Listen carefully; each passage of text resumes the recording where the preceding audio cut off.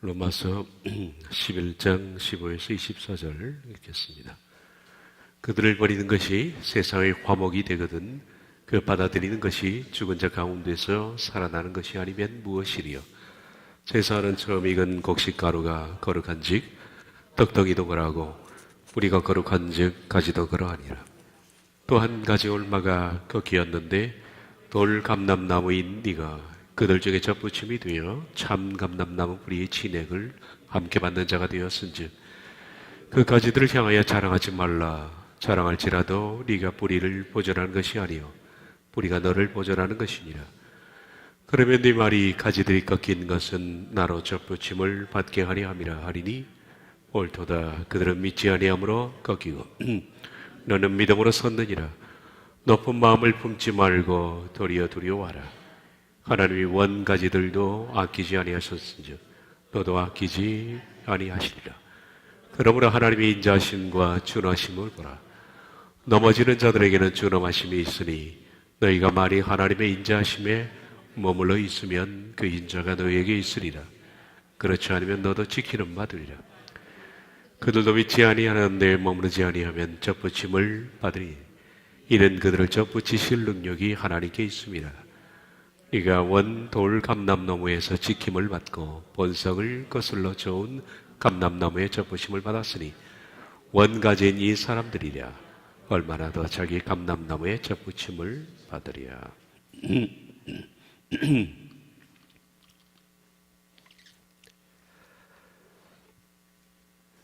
그러므로 내가 말하노니 그들이 넘어지기까지 실족하였느냐? 그럴 수 없느니라. 그들 곧 이스라엘은 넘어지기까지 완전히 실족된 것은 아닙니다.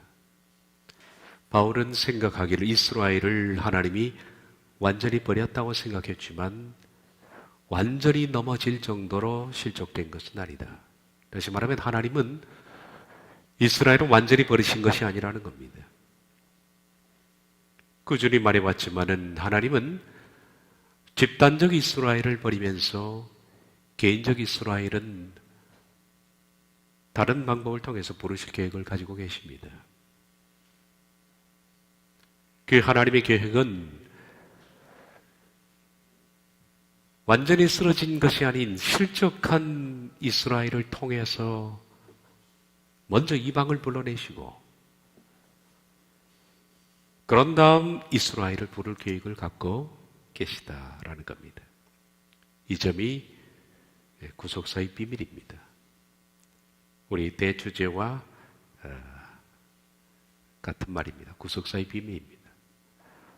하나님의 엄청난 구속사적 비밀이 이 속에 들어 있습니다. 먼저 이방인을 불러내시고 마지막으로 이스라엘을 부르겠다. 그래서 하나님은 이스라엘의 실적으로 말미암아 구원이 이방인에게 흘러들어가도록 하셨습니다. 11절 하반절에 그들의 넘어짐으로, 넘어짐은 실족이라고 말했습니다. 그들의 실족으로 구원이 이방인에게 이르렀다. 이스라엘의 실족으로 말미암아 구원은 이방인에게 직접적으로 전해졌습니다.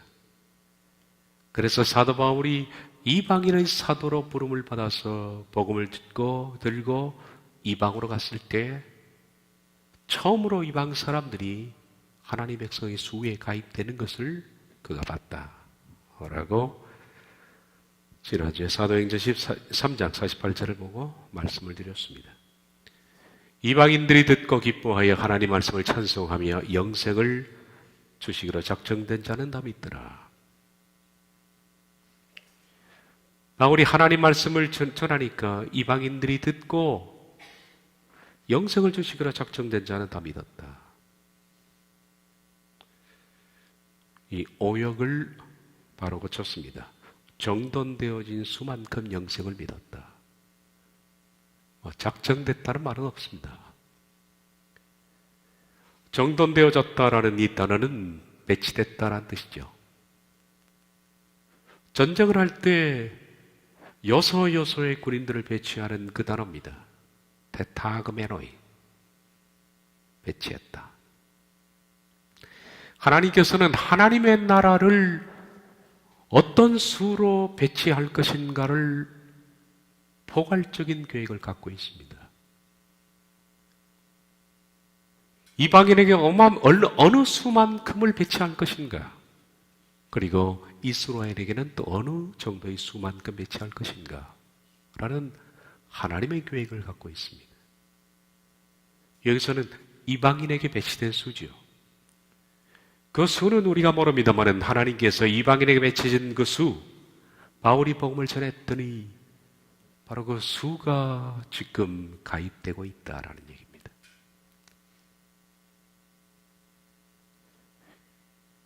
그러나 이방인으로 하나님의 나라는 다 채워지지 않습니다.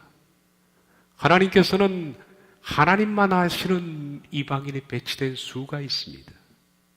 그 수만큼 채워집니다. 그래서 정돈되어진 수만큼, 번역이 안 된 단어입니다. 허서이라는 것은 그 수만큼, 그 양만큼. 우리 하나님께서 어느 정도 이스라엘을 계산하셨고 또 이방인을 교회를 통해서 불러내실 계획을 갖고 있는지는 모릅니다. 네, 이방인에 배치된 수만큼 초대교회 교회로부터 그 수가 채워지기 시작했습니다. 그리고 초대교회 순교자로부터 시작해서 수많은 역사의 많은 사람들의 이방인의 수가 거기 채워지기 시작했고, 지금도 교회에 들어있는 수많은 사람들 가운데에서 하나님의 백성들의 수가 비록 적지만은 채워지고 있다.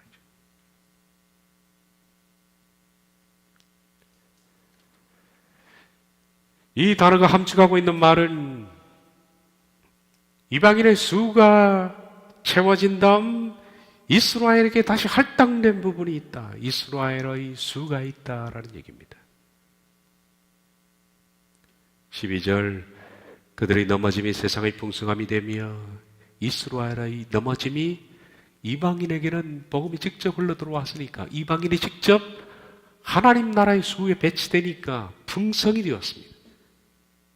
그들의 실패가 이방인의 풍성함이 되거든 하물며 그들의 충만함이리요.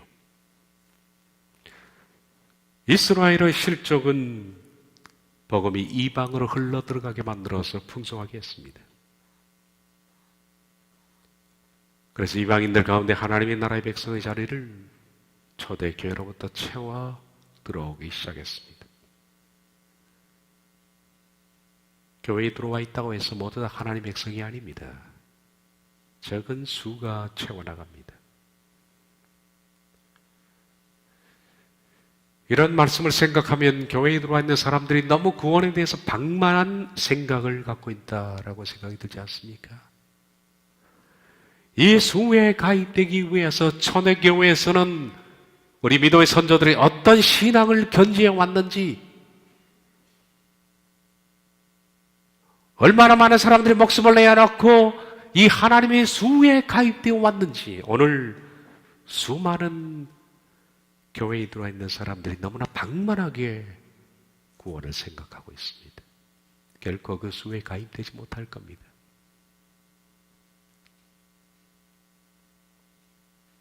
이처럼 이스라엘의 실족이 교회를 세우게 했고 이방인의 풍성함이 될 정도니까, 장차 그들이 개인적으로 믿고 돌아올 때는 이방인의 충만함은 실적이 풍성하게 됐으니 그들이 믿고 돌아오는 사건은 이방인들에게는 가히 상상할 수 없을 정도로 충만함을 줄 것이다. 그 뭐냐? 그 뜻이 바로 하나님 나라의 완성입니다.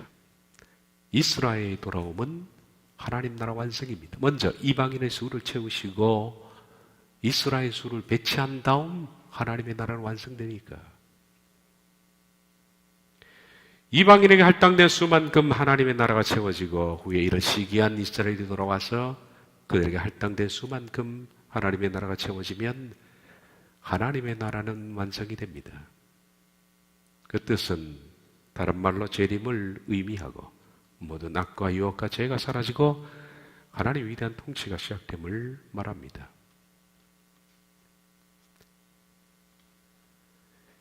이스라엘의 완악함으로 하나님의 구원의 계획은 변경이 됐습니다.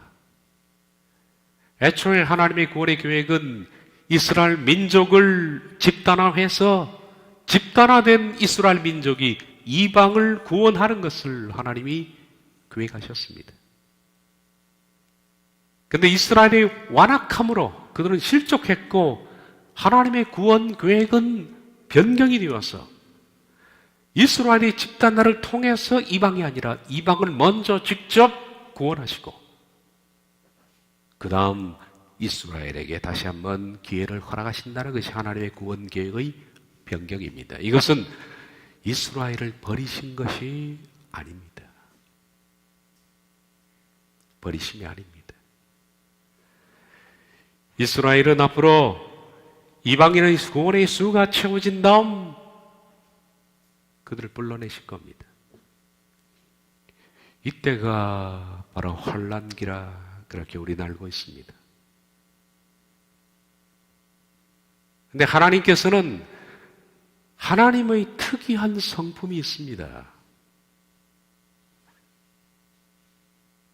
하나님은 이스라엘을 집단할 때에는 이스라엘에게만 집중하셨습니다.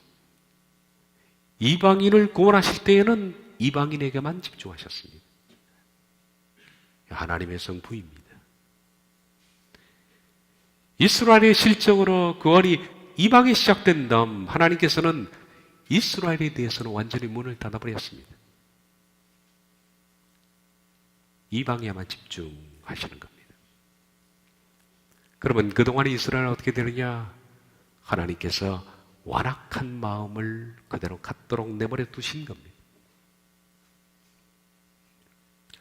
로마서 11장 7절 8절을 보면 그런즉 어떠하냐? 이스라엘이 구하는 것을 얻지 못하고 오직 택하심을 입은 자가 얻고 그 남은 자들은 우둔하여졌느니라. 이스라엘은 우둔해진 겁니다. 둔해진 겁니다. 진리를 이해할 수 있는 지각을 그들은 잃어버린 겁니다. 우둔해졌다. 기록된 바 하나님이 오늘까지 그들에게 혼미한 심령과 보지 못할 눈과 듣지 못할 귀를 주셨다 함과 같으니라. 그들은 영이 혼미해서 하나님의 진리를 볼 수도 없고 그리고 들어도 이해가 안 되게끔 하나님께서 그들에게 완전히 막아버리신 겁니다. 하나님은 지금 이방에 집중하고 계십니다. 이방에 집중하고 이스라엘을 막았다는 얘기는 이방인의 수가 다 채워진 다음에는 하나님은 이방은 완전히 또 막는다는 얘기입니다. 이스라엘에게만 집중을 하겠다는 겁니다. 환란기 때 이방에 구원이 있을까라고 묻는 사람들에게는 저는 부정적인 답을 드리고 싶습니다. 그런 의미에서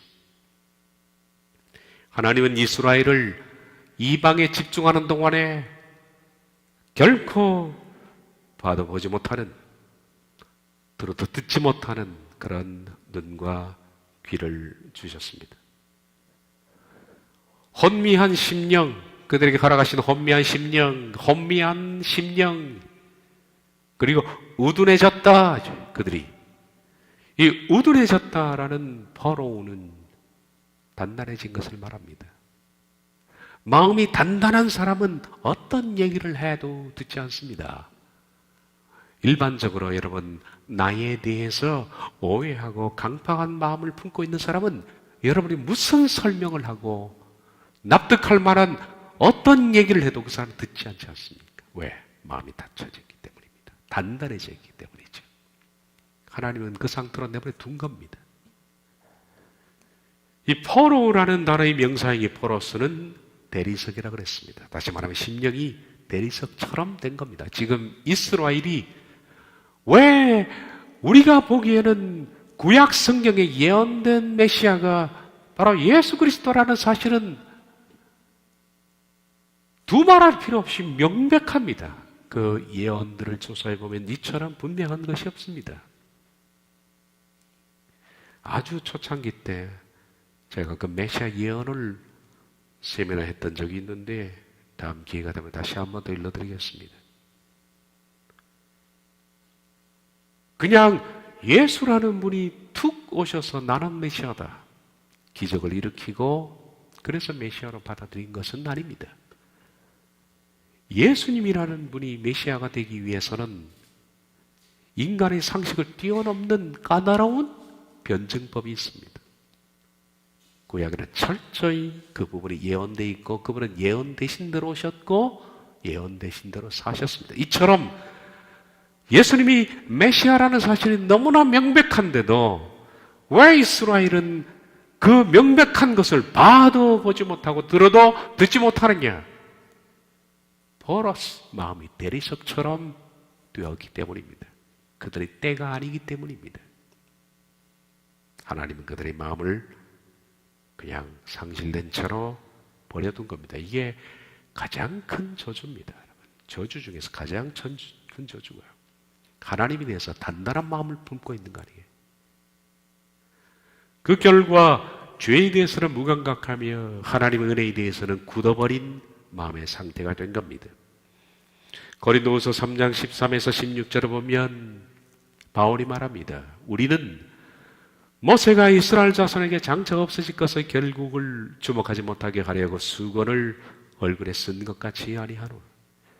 그러나 그들의 마음이 완고하여 오늘까지도 구약을 읽을 때 그 수건이 벗겨지지 아니하고 있으니 그 수건은 그리스도 안에서 없을 것이라.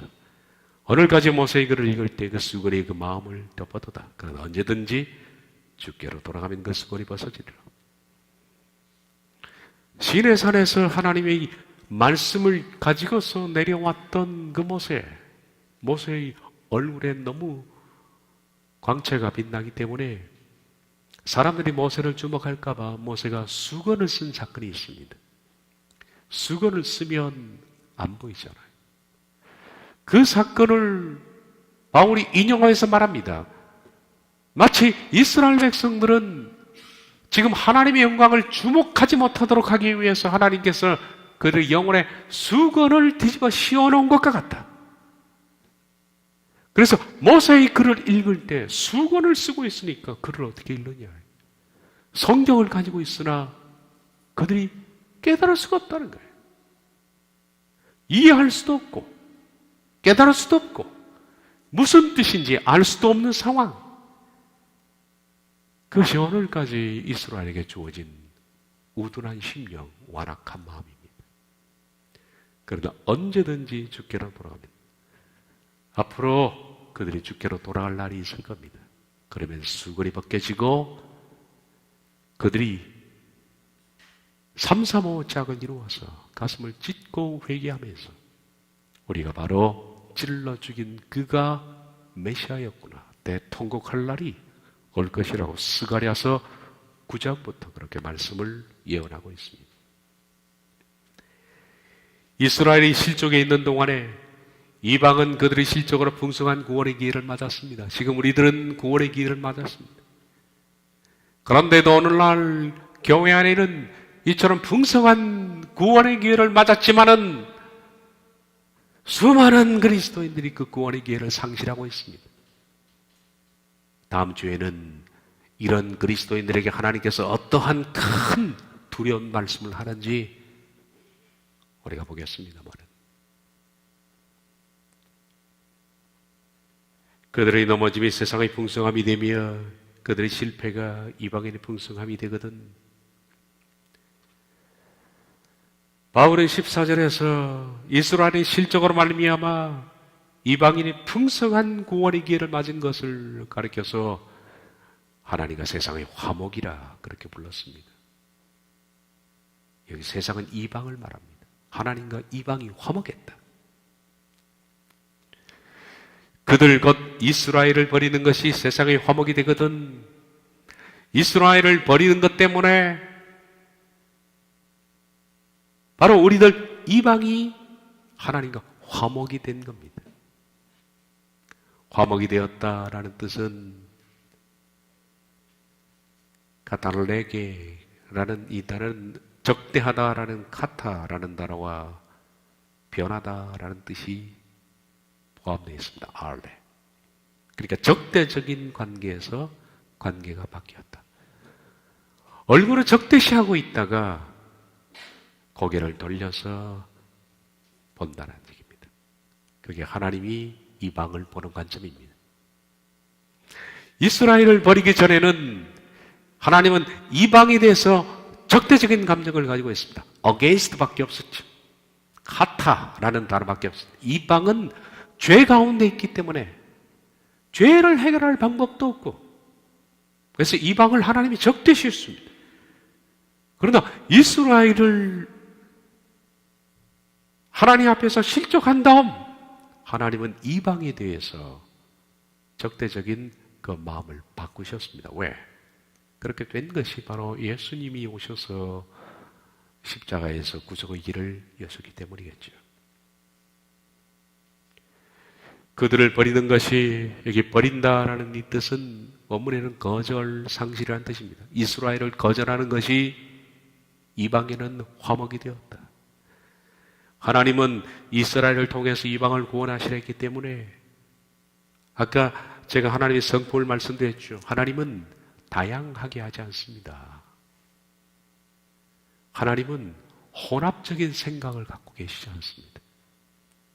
하나님의 생각은 아주 심플하고 명확하고 정확합니다.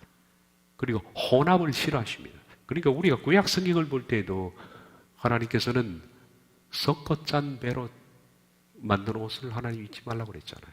혼방 이런 거. 하나님 성품이십니다. 오직 하나의 실로 직조된 옷을 입어라. 그렇게 나오죠. 그리고 짐승도 낙이면 낙이 2마리, 말이면 말 2마리 그러지, 나귀와 말을 함께 결의해서 같이 바꾸는 것도 싫어하십니다. 하나님은. 씨를 뿌려도 하나님께서는 같이 여러 종자를 섞어 뿌리는 것을 아주 싫어하십니다. 하나님의 성품이십니다. 어떤 의미에서 거룩이라는 것은 굉장히 단순한 겁니다. 사람이 단순하게 되고 복잡하게 되는 것이 아니라 거룩은 아주 심플합니다. 그리고 생각이 하나에만 집중되어 있는, 그게 거룩의 과정에서 일어나는 일입니다. 하나님은 이스라엘 버렸기 때문에 이방에 집중하십니다. 그리고 이스라엘은 상실된 마음으로 내버려 둔 겁니다. 그리고 이방에 집중하는 그 수가 채워진 다음에는 하나님은 이방에도 마찬가지로 문을 닫아버리십니다.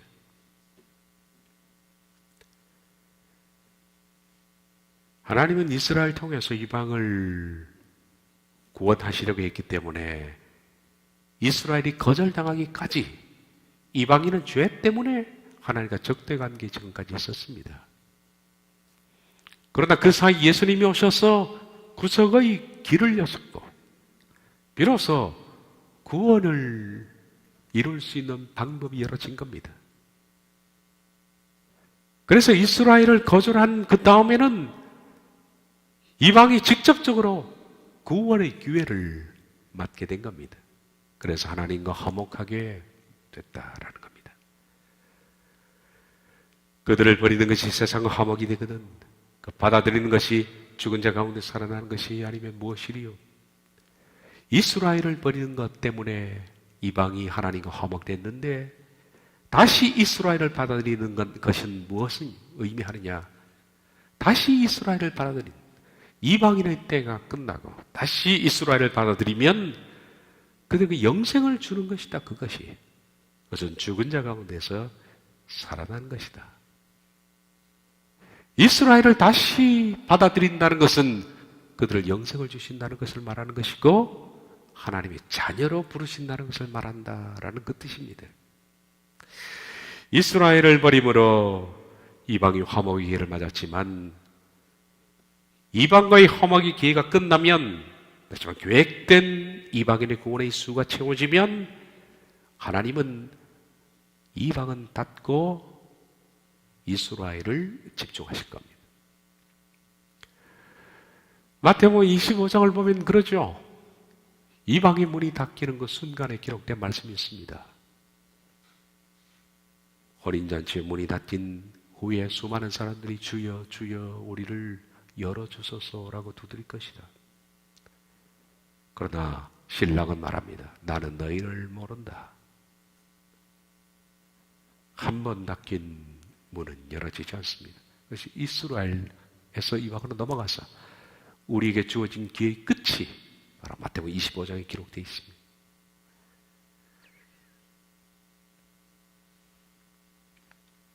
그 받아들이는 것이 다시 한번 이스라엘을 받아들일 것입니다. 그 받아들인다는 것은 곧 무엇을 말하느냐? 그들에게 구원을 주시는 것을 말하는 것이다. 죽은 자들보다 생명이 아니라 무엇인가? 그들에게 생명을 주시는 것이 아니라 무엇이겠느냐 하는 겁니다. 하나님은 다시 이스라엘에게 기회를 주셔서 생명을 얻도록 하실 것이다.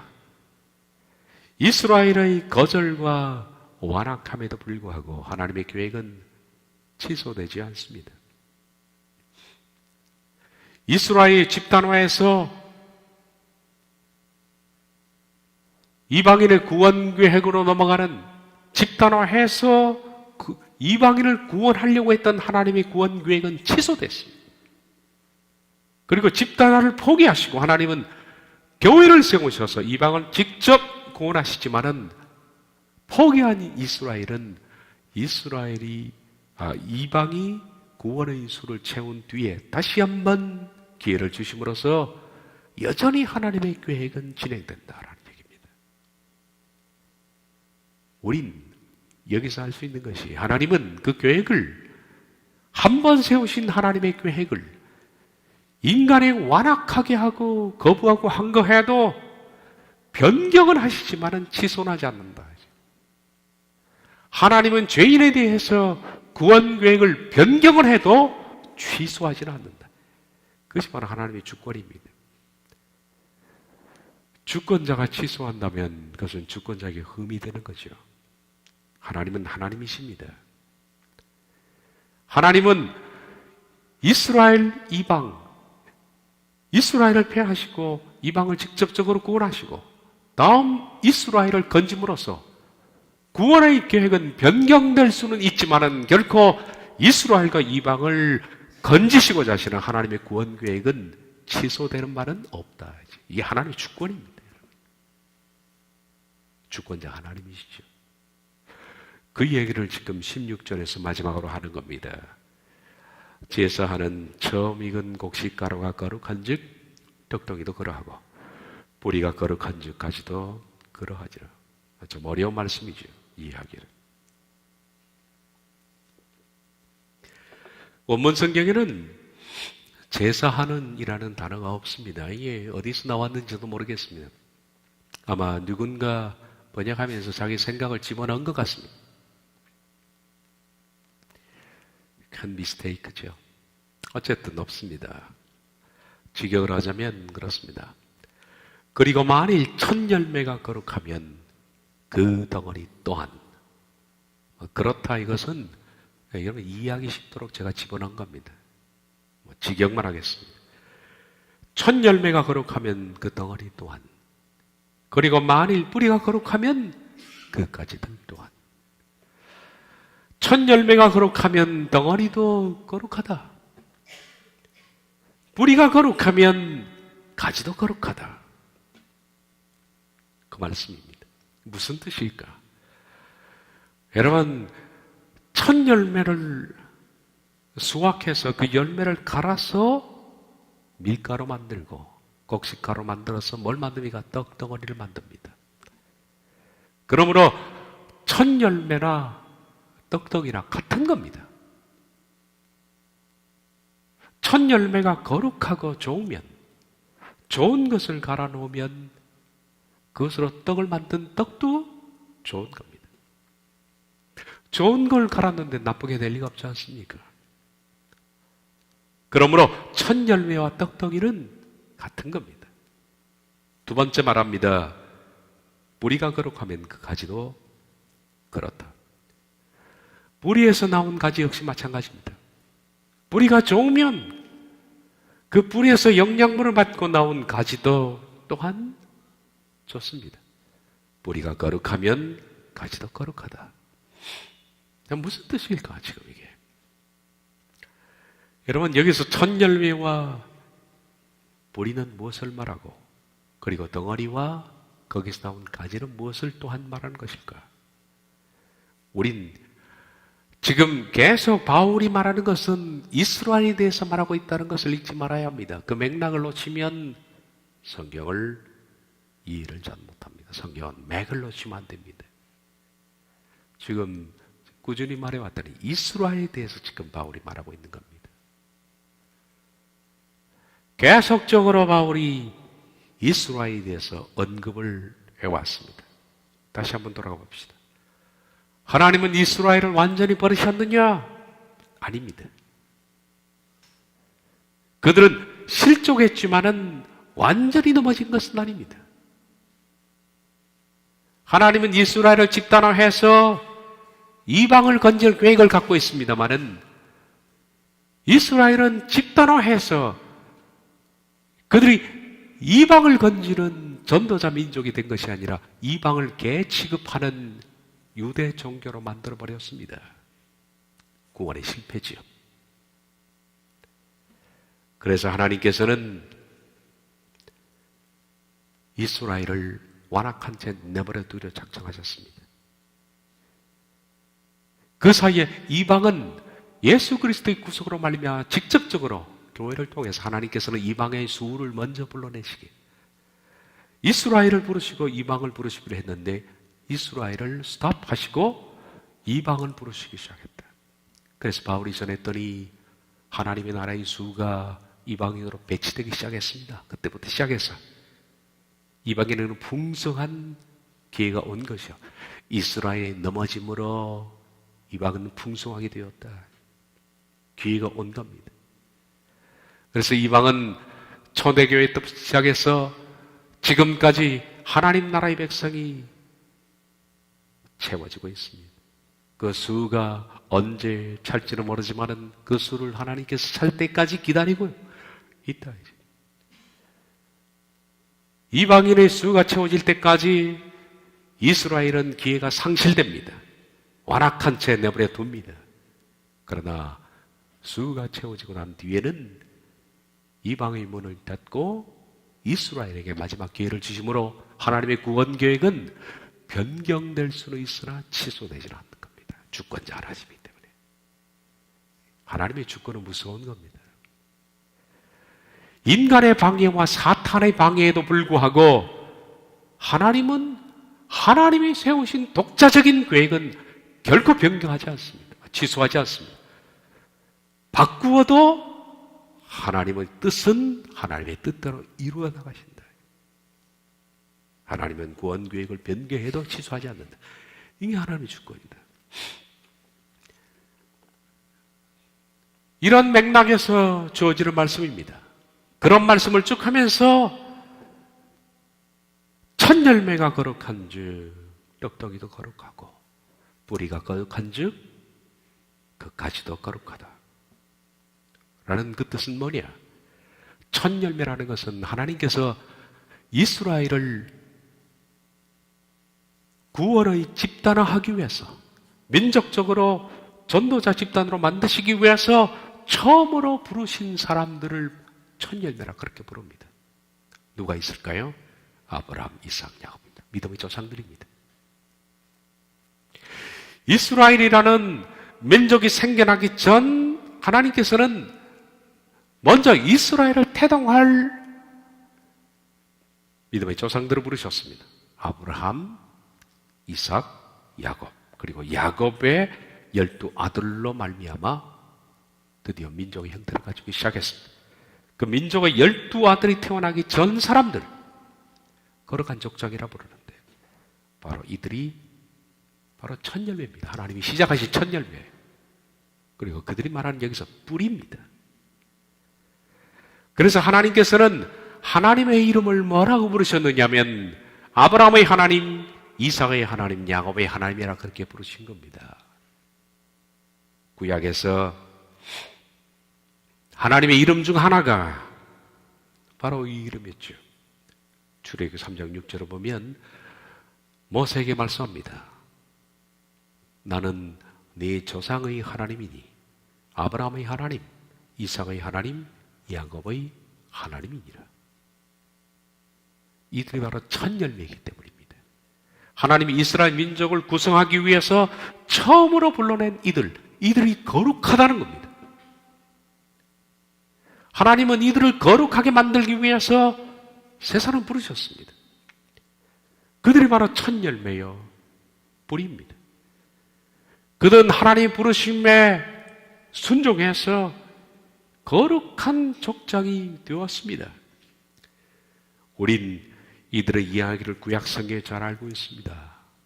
아브라함, 이삭, 야곱은 인간적으로 연약한 사람들이었고 우리처럼 죄가 많았던 사람들입니다.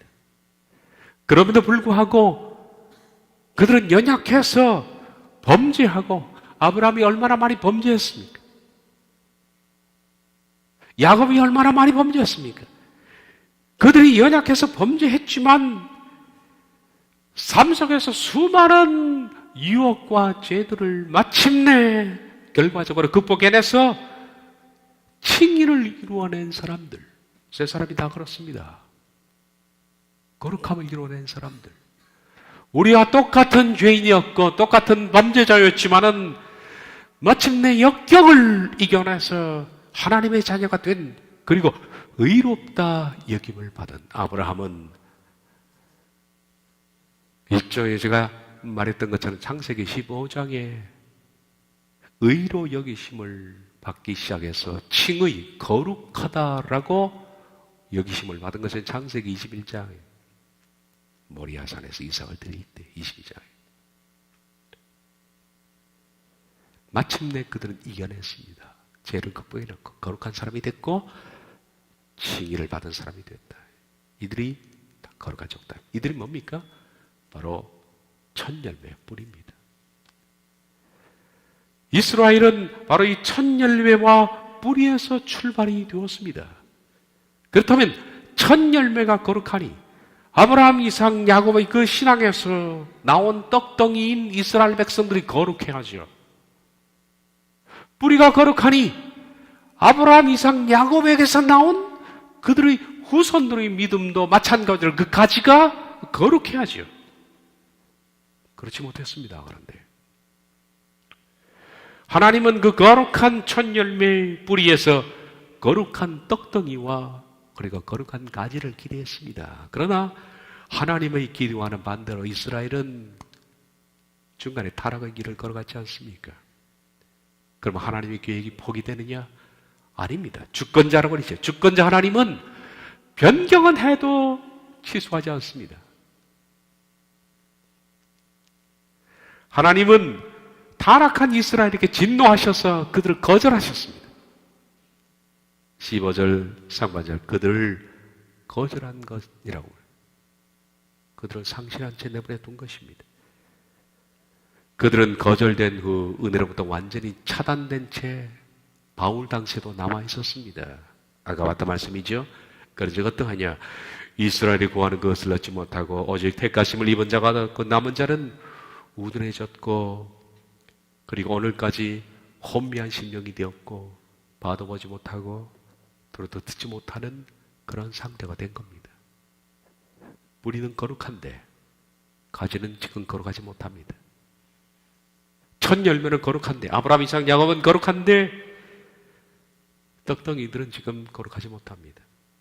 그런데 하나님 말씀합니다. 첫 열매가 거룩했기 때문에 떡덩이도 반드시 거룩하게 될 것이다. 첫 뿌리가 거룩했기 때문에 가시도 거룩하게 될 것이다. 하나님의 주권입니다. 반드시 지금은 죽은 것 같고 타락해서 문이 닫힌 것 같지만은 하나님은 언젠가는 아브라함, 이삭, 야곱을 닮은 이스라엘 백성들을 만들어내실 것이고 언젠가는 그 뿌리가 거룩한 즉 가시도 거룩한 이스라엘 백성들을 불러내실 것이다. 언제입니까? 이방의 수가 채워진 다음 다시 이스라엘에게 마지막 기회를 주실 때 하나님 환란기에서 그들을 거룩한 가지로 거룩한 떡덩이로 불러내십니다. 그러므로 하나님의 구원 계획은 취소된 것이 아니다. 반드시 이루어진다. 작정하신 대로 이루어진다는 겁니다. 만일 그들이 거절된 채로 버려진다면 그것은 그들의 범죄로 말미암아 마땅한 결과겠죠. 그러나 그럼에도 불구하고 하나님의 주권은 손상을 입는 겁니다. 주권자 하나님이라는 의미는 하나님이 스스로 세운 계획을 결코 스스로 다른 어떤 외부적인 요인으로 말미암아 취소하지 않는 겁니다. 주권자는 하나님이 세우셨습니다. 그러면 외부적인 그 계획을 방해하는 어떤 것이 들지않죠. 반드시 변경은 해도 취소하지 않고 그 계획대로 성취하는 것이 주권자입니다. 주권자는 자신이 한 번 계획한 일은 어떤 방해와 범죄와 유혹과 실패라는 조건 속에서 반드시 처음 그 계획대로 결론에 이르러야 한다. 그러므로 아브라함의 하나님, 이삭의 하나님, 야곱의 하나님은 다시 말해서 첫 열매요 첫 거룩한 뿌리로 시작했기 때문에 반드시 아브라함, 이삭과 야곱을 닮은 거룩한 떡덩이 이스라엘 백성들을 불러내실 것이고, 그리고 반드시 거룩한 가지도 불러내시고 만다. 그런 뜻입니다. 다시 보겠습니다. 제사하는 처음 익은 곡식가루가 거룩한즉 떡덩이도 그러하고 뿌리가 거룩한즉 가지도 그러하리라. 그리고 만일 첫 열매가 거룩하면 그 떡덩이 또한, 그리고 만일 뿌리가 거룩하면 그 가지들 또한. 이것이 하나님의 주권입니다. 비록 지금은 이스라엘이 상실된 채 있으나 이방인의 시간이 끝나면 아브라함, 이삭, 야곱처럼 그 첫 열매와 뿌리에서 나온 거룩한 떡덩이도 거룩한 가지들을 얻게 될 것이다. 거룩한 떡덩이와 거룩한 가지는 이방의 시간 후에 교회의 문이 닫힌 뒤에 회심하여 아브라함, 이삭, 야곱 같은 거룩한 사람이 되어 하나님의 백성의 수를 채울 이스라엘입니다. 이제 하나님의 수는 완성되어 가고 있습니다. 우리들은 하나님의 이방에 향한 그 수가 얼마만큼 찼는지는 모릅니다. 그 수가 채워지면 비로소 세상은 종말이 바로 멈추었던 종말의 시계가 초침이 시작되는 겁니다. 교회의 시대는 끝날 것이고 하나님께서는 이 세상의 교회를 불러 올리신 다음 세상의 악한 통치자에게 맡길 것이고 그 가운데 밖에 만든 이스라엘 가운데 거룩한 떡덩이 그리고 거룩한 가지를 만들어내시고 그들을 하나님의 백성의 수로 채워나가실 계획을 갖고 있는데 언제 그 타임이 시작될지 멈추었던 갈보리의 초침이 언제 다시 움직일지는 아무도 모릅니다. 그러나 우리가 느끼는 바로는 이방을 향한 하나님의 수의 체험은 거의 말미에 와 있지 않느냐. 어떻게 하느냐? 역사적인 상황을 보면 알 수 있지 않습니까? 역사적인 상황을 보면 충분히 감지할 수 있습니다. 데살로니가 전서 5장에서 말합니다. 그날은 마치 아이벤 여자가 해산의 고통을 갖는 것과 같다. 아이벤 여자가 해산의 고통을 간격이 짧아지면 곧 출산할 때가 온 것처럼 세상의 모든 돌아가는 것을 보면 곧 이방인의 시간이 끝날 것으로 우리는 생각이 되는 겁니다. 저와 여러분은 교회로 부름을 받았습니다마는 하나님의 나라의 수에 들어가지 못한다면 그것이야말로 큰 불행입니다. 그리고 그 책임은 여러분에게 있는 겁니다.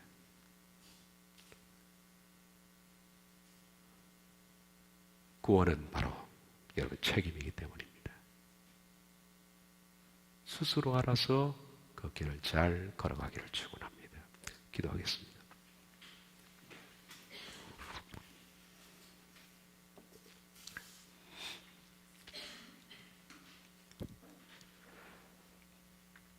자비하신 하나님,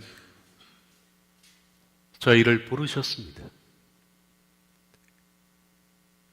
그러나 우리 가운데 거룩한 열매가 되어 수확되는 사람이 얼마나 있겠습니까? 교회 안에는 너무 많은 교인들로 채워져 있지만 성도의 수는 심히 적습니다. 교회 안에 너무 많은 불신자들이 있고 너무 많은 사람들이 욕망에, 너무 많은 사람들이 더러움과 부패 속에 남아있어 너무 깜깜해 하나님의 백성을 찾기가 아주 힘든 이때에, 그럼에도 불구하고 하나님께서는 우리가 보기에는 하나님의 나라의 백성은 없는 것 같이 여기서도 엘리야에게 말씀하시기를 네가 모르는 7,000명이 있다라고 하신 것처럼 지금도 하나님의 남겨진 백성들이 남들이 모르는 가운데 내적 자아를 죽여가며 거룩함의 열매를 맺어가는 신실한 하나님의 백성들이 그래도 남아있는 줄 아는데, 그들로 말미암아 마지막 하나님의 백성의 수가 수확되고 채워지는 줄 압니다. 우리가 이것을 내가 놓친다면 그것은 절망입니다. 그 수에 우리가 들어갈 수 있도록 두렵고 떨림으로 구원을 이루어 나가게 하옵소서. 예수님의 이름으로 기도하옵나이다. 아멘.